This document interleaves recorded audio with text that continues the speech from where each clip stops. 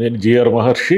అదానీ జగన్ గారు వీటికి సంబంధించిన ఈ విద్యుత్ ఏదైతే ఒప్పందం ఉందో 1750 కోట్ల రూపాయలు గత ప్రభుత్వానికి ముట్టాయి అని అమెరికా దర్యాప్తు సంస్థలు తేల్చినట్టుగా వచ్చిన వార్తలు. ఇది రకరకాలుగా మలుపులు తిరుగుతూ నిన్న జగన్ గారు ప్రెస్ మీట్ పెట్టి, అయ్యా నేను ప్రభుత్వానికి డబ్బులు మిగిలిచ్చాను, మీరు డబ్బులు మిగిలిస్తే నాకు సన్మానం చేయడం పోయి నా మీద ఎందుకు బురదేస్తారని పత్రికల పైన తన మీద ఎవరైతే ఇష్టానుసారం వార్తలు రాశారో ఆ పత్రికల మీద పరువు నష్టం దావా వేస్తామని ఆయన హెచ్చరించారు, చెప్పారు. షర్మిల గారు మళ్ళీ ఒక ట్వీట్ చేస్తూ అమ్మగారిని చాలా విషయాలు అడిగారు. సరే, ఇదంతా పక్కన పెడితే అసలు దీంట్లో ఉన్నది ఏమిటంటే 1750 కోట్ల రూపాయలు అదాని ఇవ్వడం వల్లే సెకీతో ఒప్పందం కుదిరింది అనేది. జగన్ గారు ఏమంటారయ్యా, సెకీకి నాకు మధ్య ఒప్పందం కుదిరింది, ఇక్కడ అదాని ఎక్కడున్నాడు అనేది జగన్ గారి క్వశ్చన్. షర్మిల గారు కూటమి వాళ్ళు ఏమంటారంటే అదానిని ఏమీ ఆయన మీద ఈగ వాళ్ళు ఇవ్వకుండా చంద్రబాబు నాయుడు గారు వీళ్ళు ఏమీ ఈగ వాళ్ళని ఇవ్వకుండా వాళ్ళు ఏమంటారంటే ఈయన మన రాష్ట్రానికి నష్టం చేశాడు, ఈయన ఏదో 1,00,000 కోట్ల రూపాయల వరకు రేపు 20 ఏళ్ళ ఏదో ఒప్పందం కుదుర్చుకోవడం వల్ల 1,00,000 కోట్ల రూపాయల వరకు ప్రజలను ఎత్తిన భారం మోపాడని వీళ్ళు అంటారు. ఇక్కడ ఉన్నది ఏమిటంటే గత ప్రభుత్వము భారం మోపింది పీపీఎల్ చేసుకోవడం వల్ల 35,000 కోట్ల భారం మోపిందని జగన్ గారు చెప్తున్నారు. కాబట్టి షర్మిల గారు ఏమడుగుతున్నారంటే, అయ్యా మీరు అధికారంలోకి వచ్చారు కదా, వచ్చిన తర్వాత మీరు ఎందుకు విచారణ చేపట్టలేదు, ఎందుకు అది క్యాన్సిల్ చేసుకోవచ్చు కదా, ఇప్పుడు గత ప్రభుత్వము నష్టాలకి ఒప్పందం కుదుర్చుకుంది అనుకుందాము, ఈ ప్రభుత్వం దాన్ని మళ్ళీ తీసేయచ్చు కదా, క్యాన్సిల్ చేసుకోవచ్చు కదా అని ఆమె అడిగారు. అదేవిధంగా ఇప్పుడు కూడా ఆయన 1750 కోట్ల రూపాయలు తీసుకొని అదానికి ఇచ్చేసాడు అన్నప్పుడు మీరు ఎందుకు దాన్ని ఒప్పందం రద్దు చేసుకోవచ్చు కదా, రద్దు చేసుకునే అవకాశం మీకు ఉంది కదా, దాని మీద సమీక్ష చేసుకోవచ్చు కదా, ఆ నష్టాన్ని జనం మోస్తూనే ఉండాలి అనేది ఏమైనా రూల్ ఏమైనా ఉందేమో, అంటే లీగల్గా ఏమున్నాయో మనకు తెలియదు. కానీ చంద్రబాబు నాయుడు గారు ఆ ఒప్పందాన్ని రద్దు చేసుకుంటామనే విషయం మాట్లాడు, ఎందుకంటే రద్దు ఎవరితో చేసుకోవాలి, అదానీతో చేసుకోవాలి. అదానీ అంటే మళ్ళీ మోదీ గారికి మళ్ళీ వీళ్ళందరికీ అంటే కేంద్ర ప్రభుత్వానికి సన్నిహితుడు. ఇక్కడ ఉన్న సమస్య ఏమిటంటే అదానీ మీద ఈగ వాలనివ్వకుండా జగన్ని దోషిగా ప్రకటించాలి. అది ఇంట్లో ఉన్న కీలకం అన్నాడు. ఇక్కడ ఈయనేమంటాడు, నాకు దానికి ఏం సంబంధము, సెకీ కదా అంటారు. వీళ్ళేమంటారు, సెకీ అనేది ఒక మీడియేటరే కదా, సెకీ ఏమన్నా దానికి ఏమన్నా విద్యుత్ ఉత్పత్తి సంస్థలు ఏమైనా ఉన్నాయా, అది ఏదో ఒక సంస్థ నుంచి విద్యుత్తు కొని ఆ విద్యుత్తుని రాష్ట్ర ప్రభుత్వాలకి అమ్మాలి, అదే దాని సోలార్ విద్యుత్తుని కొని అమ్మాల్సిందే. కానీ దానికంటూ ఏం సోలార్ ప్రాజెక్టులు ఏమి ఉండవు కదా, సొంతంగా ఏమి ఉండవు కదా అనేది వీళ్ళ వాదన. ఇక్కడ విషయం ఏమిటంటే అదానీ విద్యుత్తు తయారు చేసిన తర్వాత దాన్ని ఏదో ఒక రాష్ట్ర ప్రభుత్వానికి అమ్మాలి అంటే ఈ సెకీ అనేది దీని ద్వారానే అమ్మాలి. కాబట్టి ఈ సెకీ ఏం చేసిందంటే మధ్యవర్తిగా కొంత కమిషన్ తీసుకుని రాష్ట్ర ప్రభుత్వాలతో ఒప్పందం కుదుర్చుకుంది.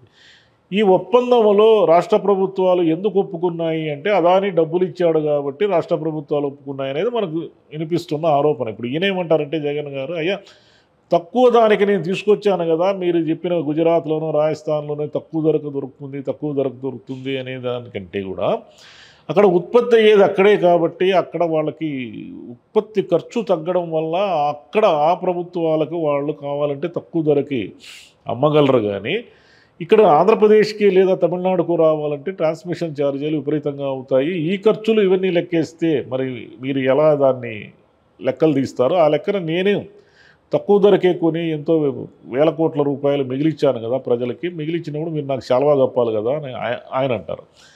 శాల్వా మీకు ఎందుకు కప్పాలి, మీరు రాష్ట్ర ప్రభుత్వాన్ని దోపిడీ చేశారని సొంత చెల్లెలు ఆమె కూడా ఏమని అడుగుతారు, మీరు 2021 మే నెలలో యూనిట్ ధర 2.14 ఉంటే మీరు 2 రూపాయల 49 ఎందుకు కొన్నారు, దానికి కానీ మీకు శాల్వా కప్పాలా అనేది ఆమె క్వశ్చన్.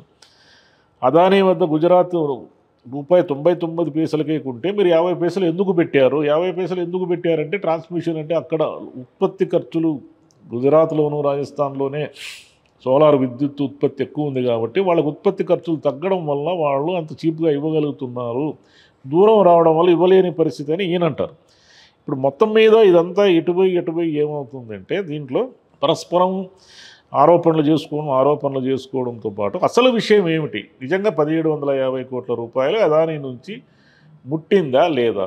ఏమేమంటారు షర్మిల గారు? మీరు అదానీతో అధికారికంగా గెలిచినప్పుడు ఆ వివరాలన్నీ ఎందుకు గోప్యంగా పెట్టారు? ఎందుకు మీరు బయటికి రాలేదు అనేది షర్మిల గారు క్వశ్చన్. అంటే షర్మిల గారు ఏమిటంటే చంద్రబాబు నాయుడు గారిని ఎక్కడా ఆమె ఇబ్బంది పెట్టరు. చంద్రబాబు నాయుడు గారిని గట్టిగా ఆమె అడగాల్సింది ఏమిటి? కాంగ్రెస్ పార్టీ వాళ్ళు అడగాల్సింది ఏంటి? అయ్యా మీరు అదానీతో ఎలా ఇప్పుడు అదానీతో కుదుర్చుకున్న ప్రాజెక్టులన్నీ రద్దు చేయండి, అదానీకి సంబంధించిన మీరు అని అనలేరు. ఎందుకు అనలేరంటే చంద్రబాబు గారు కేంద్ర ప్రభుత్వం అంతా కూటమిలో ఉన్నారు కాబట్టి అదానీని నేరుగా ఏమనలేరు. అదానీని ఏమి అనకుండా వైఎస్ జగన్ గారిని ఇరికించాలి అనేది ఇదంతా. ఈ మొత్తం దాంట్లో అదానీకి మీద ఈగ వాలకుండా ఈ ప్రభుత్వానికి గత ప్రభుత్వానికి 1750 కోట్ల రూపాయలు ఎలా చేరిందో ఎవరు ఎలా నిరూపిస్తారు అనేది అంటే ఎవరు మీడియా అనుకూలంగా వాళ్ళు రాసుకుంటారు కాబట్టి లాజిక్ అందరూ లాజిక్లే మాట్లాడతారు. మొత్తం మీద ఏం జరిగిందో ఎవరు చెప్పరు. ఇప్పుడు మొత్తం ఇదంతా వేల కోట్ల రూపాయలు జనం నెత్తిన భారం అయితే చంద్రబాబు గారు వెంటనే రద్దు చేయొచ్చు కదా. వెంటనే ఏదో మంత్రివర్గ సమావేశం ఏర్పాటు చేసి అదానికి సంబంధించి ఇన్ని వేల కోట్ల రూపాయలు మనకు పెనుభారం ఉంది కాబట్టి 20 ఏళ్ళు మన విద్యుత్ వాళ్ళ దగ్గర కొనాలి కాబట్టి నేను వెంటనే ప్రజల కోసం ఈ ఒప్పందాన్ని రద్దు చేస్తున్నానని ప్రకటించవచ్చు కదంటే ఆయన ప్రకటించరు. కాంగ్రెస్ పార్టీ వాళ్ళు అదానికి సంబంధించి మీరు మోదీ గారు అదానీ ఇద్దరు చాలా సన్నిహితంగా ఉంటారు, ఆయనకు అదానికి అన్ని దోచిపెట్టేస్తున్నారు అనే దాని మీద కాంగ్రెస్ గవర్నమెంట్ కూడా దీంట్లో ఉంది కాబట్టి కాంగ్రెస్ గవర్నమెంట్ కూడా డబ్బులు ఇచ్చినట్టు ఉంది కదా. కాబట్టి కాంగ్రెస్ ప్రభుత్వాలు ఉన్న చోట కూడా అదానీ ప్రాజెక్టులు ఉన్నాయి, మరి అవన్నీ రద్దు చేసుకోమని వీళ్ళు అడగచ్చు కదా. వాళ్ళ ప్రభుత్వాలు ఉన్న చోట వాళ్ళు అడగరు. ఇలా ఇది చివరికి వాళ్ళ మీద వీళ్ళ మీద వాళ్ళ మీద వీళ్ళు వేసుకొని మళ్ళీ ఏదో కొత్త టాపిక్ వచ్చేసరికి కొంతకాలానికి సోలార్ పవర్ ప్రాజెక్టు అదానీ వ్యవహారం ఇదంతా అమెరికా వాళ్ళు కూడా ఏదో అక్కడ కోర్టుల్లో ఏదో ఒకటి తేలుస్తారు. తేల్చిన తర్వాత కొంతకాలానికి జనానికి ఏది గుర్తు లేకుండా పోతుంది. అనేక కేసులు ఇలాగే అయినాయి కాబట్టి కొంతకాలానికి ఈ విద్యుత్ ఒప్పందం కూడా ఏమీ గుర్తుండదు. మనం మామూలుగా పవర్ బిల్లులు అవి ఇవి పెరుగుతూ ఉంటాయి, కడతా ఉంటాము. మనకి వీళ్ళు ఎవరైనా చెప్తే తప్ప తెలియదు అసలు ఆ ఒప్పందాలు డిస్కమ్లు ఎలా పనిచేస్తాయి, ఏం చేస్తాయి.